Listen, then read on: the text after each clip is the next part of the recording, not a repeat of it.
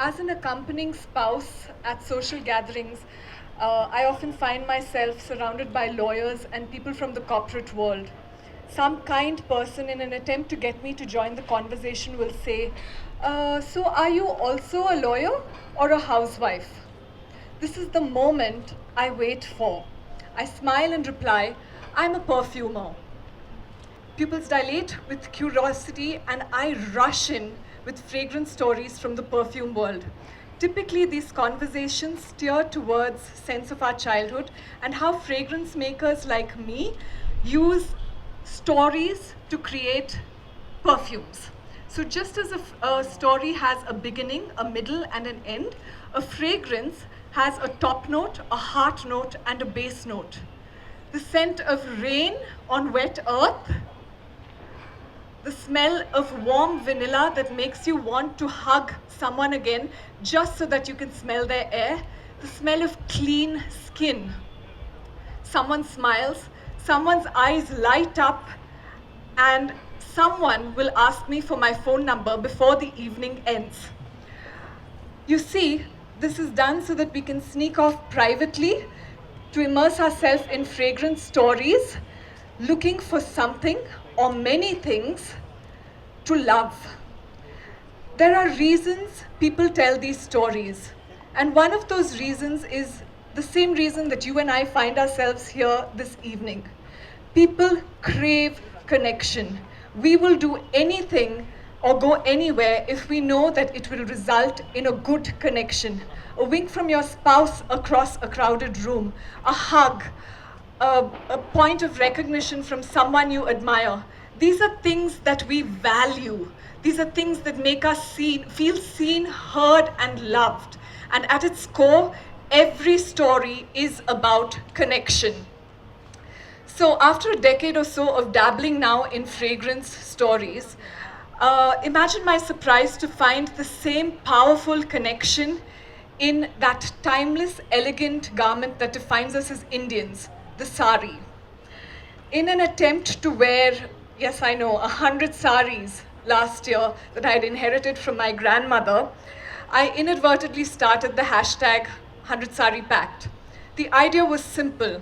You wore your sari and you told your story around it.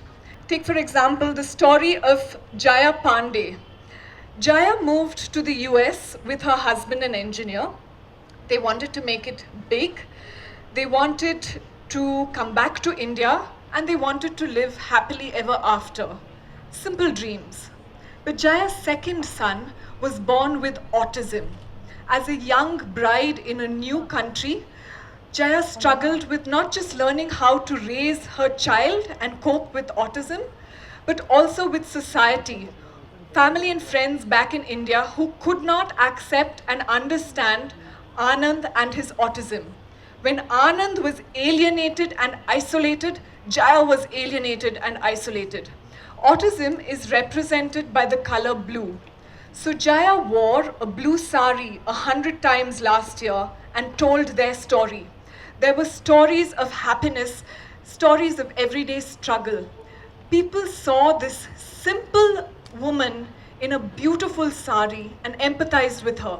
There were people from India who were so inspired by Jaya's stories that they reached out for help for their own children with autism. Better still, other people reached out to give help. Then there's the story of Suranjana Ghosh. And to hear Suranjana tell her story is to relive this moment of idyllic youth. So Suranjana fell sick just before her high school graduation.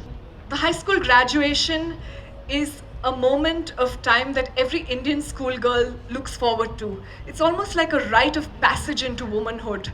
You wear a sari for the first time just before you leave high school. As luck would have it, Suranjana's mother did not get her a new sari like all the other girls. She insisted that she wore one of her own heirloom Kanjivarams. In Suranjana's mind, this didn't match the fashion trends of that time. But to her surprise, she won Miss Lucknow Army Public School. It was a moment to remember. But wait, a year later, she was diagnosed with osteosarcoma, a rare form of bone cancer, which she finally managed to conquer. But this changed her life forever. This sari then was extra special because it represented a moment in her life. It held within its precious pleats memories of a 17-year-old when life was just perfect. Then there's Alex Matthew, who's here with us in the audience, right over there. Alex is a young man from a very, very conservative background in Kerala. Alex struggled with his identity. He struggled with reconciling his inner self with expectations of how a 25-year-old boy should be. And then one day, Alex wore his mother's crisp white Kerala Kasava sari and found his inner voice. He found Mayama. Mayama performs here on stage in Bangalore.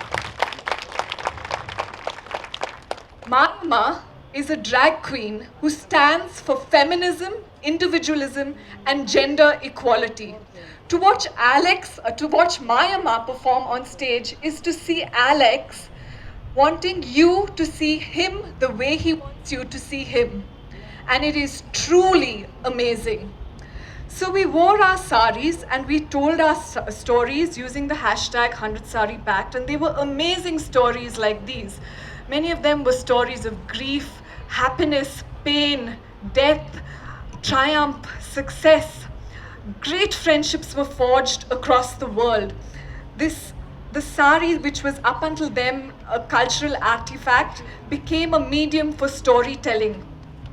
Valuable and really meaningful connections were forged through the 6-yard journey.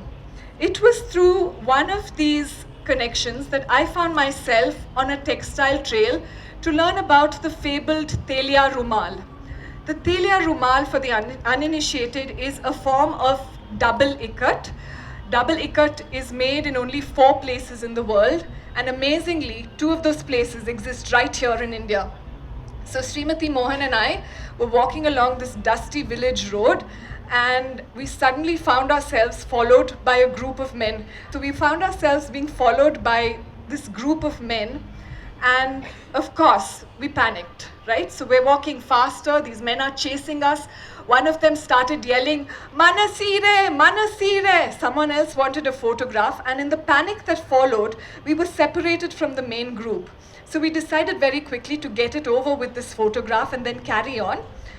And as soon as the photo was taken, we realized that one of the men was completely overcome with emotion. His eyes had filled with tears. As it turned out, Manachire, Manachire literally translated to my sari. And he wanted a photograph with us because he recognized the sari that he had woven himself. He was overcome with emotion because he hadn't seen a woman wear his sari in his own village. You see, they were too poor to wear what they made themselves. So this incident shook me to the core because it showed that our saris that we love so much come with these stories that cannot be shared. And they cannot be shared because there are no voices to share them. Wearing a sari is an everyday occurrence in rural India. Everyone wears a sari. Yet, these stories cannot be told. At this point, I became interested in these untellable stories. So I went on more textile trails to more villages, and my worst fears were reconfirmed. These stories are untellable because they are fast disappearing. They are all, without exceptions, stories that revolve around the handloom in India. Now, to weave a handloom sari, sometimes it's not just a whole family that is involved, but also a whole community. People sit around, they talk about patterns, they talk about things that inspire them, life that they see around them. They weave their sari, they weave their story literally into the sari. Nobody talks about these sari stories before you and I share our sari stories. These stories die silently before they leave the village. What remains unsaid is that the artists and creators of our beautiful saris are slowly changing the canvas of their lives. Once bustling weaving centers have now become ghost towns, with occupants moving to cities to look out for a better life, to make it big, right? Great change comes with great sacrifice, and therefore these stories die before they leave the village. Why is this an idea that is relevant to you and me? What can we do to capture and retell these stories so that they continue to inspire and awe? Through the ages, in India, we have always been many people, yet one people. Far more than you name it. History, geography, food, music, literature, art, language, politics, and religion, we have been unified by the sari, that one constant in all our glorious diversity. When the sari dies, the stories die. The voice of women die. The voice of men who make the saris die. Therefore, we have to move forward from telling our own sari stories to including these untellable stories. So the Registry of Sarees was set up with Kausalya Sathyakumar and Apurva Sadanand, not just to create learning and awareness among our weaves, but also to give ordinary people like you and me the chance to tell these untellable stories. I have with me this evening one untellable story. It's the story of Rajiv Debnath, a muslin weaver from Kalna. Now, Rajiv's family moved into Kalna during the partition of Bengal in 1905. Muslin itself has a tumultuous history. The British destroyed the muslin production and trade to further their own interests.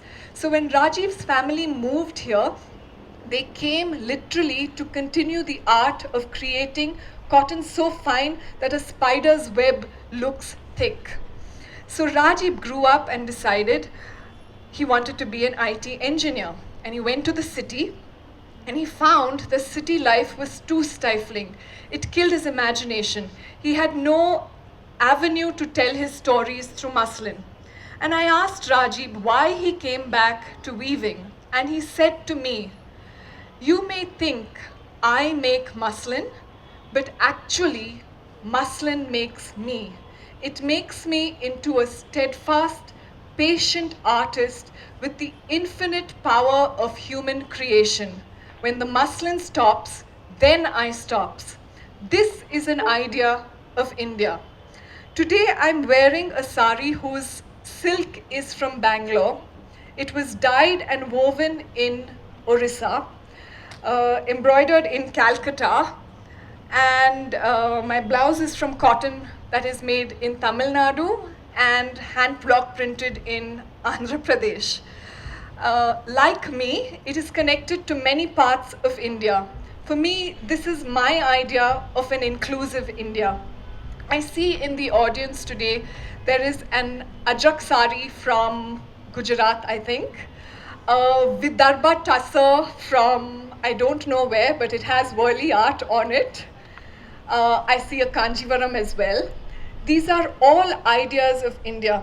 And as I leave you, I urge you to seek them out, to find their untellable stories and make them your own so that we can continue to keep our idea of India alive. It's about time we connected.